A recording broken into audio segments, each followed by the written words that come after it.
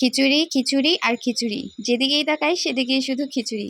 ফেসবুকে গেলেও খিচুড়ি, ইউটিউবে গেলেও খিচুড়ি। তাই আজকে আমারও খুব খেতে মন চাইলো, তাই রান্না শুরু করে দিলাম খিচুড়ি। তার জন্য এই তো প্রথমে ডাল ভেজে নিয়েছি, মুগ ডাল আর মাসকলাইয়ের ডাল। এবার চাল ডাল ধুয়ে নিয়েছি, আর সাথে আলু পেঁয়াজও কেটে নিব। তো একটা আলুও দিয়েছি, সাথে সাথে কিছু মুরগির মাংসও দিব, তাই ছোট ছোট করে কেটে নিয়েছি।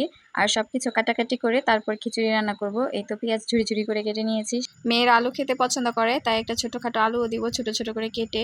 আর এই তো দেখুন, বলতে বলতে আমার সব কিছু কাটাকাটি শেষ, এবার রান্না করার পালা। তো এই তো তেলের মধ্যে গোটা গরম মশলা, শুকনা মরিচ, তেজপাতা ফোড়ন দিয়ে সেখানে পেঁয়াজ দিয়ে ভেজে নিয়ে তারপর একটু মশলা দিয়ে দিব।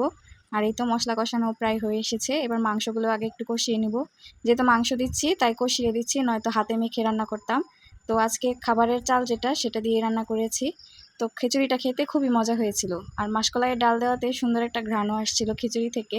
তো খুবই মজা হয়েছিল আজকে খিচুড়ি। আর এই তো বলতে বলতে আমার খিচুড়িও প্রায় রান্না হয়ে এসেছে। আর খিচুড়ির সাথে খাওয়ার জন্য একটু ডিমও ভেজে নিয়েছিলাম, আর মেয়েদেরকেও পেঁয়াজ কাঁচামরিচ ছাড়া ডিম ভেজে দিয়েছি।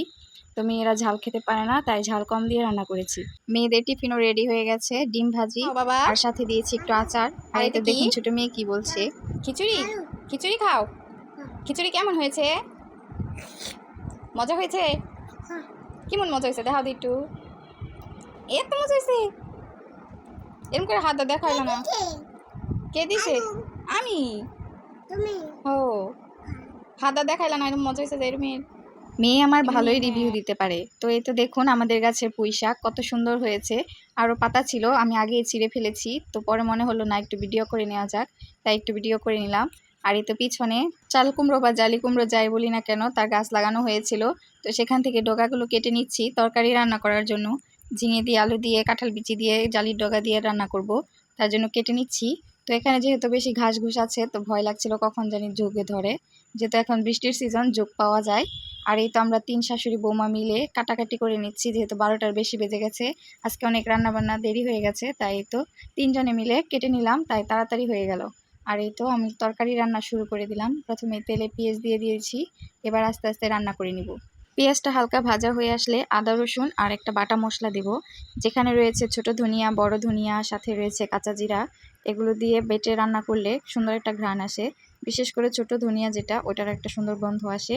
তাই আমি চেষ্টা করি সবজির কারিতে বা মাংসের কারিতে এই মশলাটা দেওয়ার জন্য। আর এই তো দুপুরবেলা একটু চা না খেলে হয় না, তার জন্য একটু চা বানিয়ে চা খেয়ে নিলাম। আর এদিকে এই তো মশলা কষানো হয়ে গেছে। এবার আলু আর কাঁঠাল বিচি আগে দিয়ে দিব, যেহেতু এগুলো সিদ্ধ হতে একটু সময় লাগে, তাই আগে দিয়ে একটু সিদ্ধ করে নিব। আর এই তো আরেক চুলায় পুঁই শাক রান্না করেছি, পুঁই শাকটা হয়েও গেছে, বাগার দিয়ে দিয়েছি রসুন শুকনা মরিচ দিয়ে। আর এই তো বলতে বলতে আমার কাঁঠাল বিচি তরকারিও হয়ে গেছে।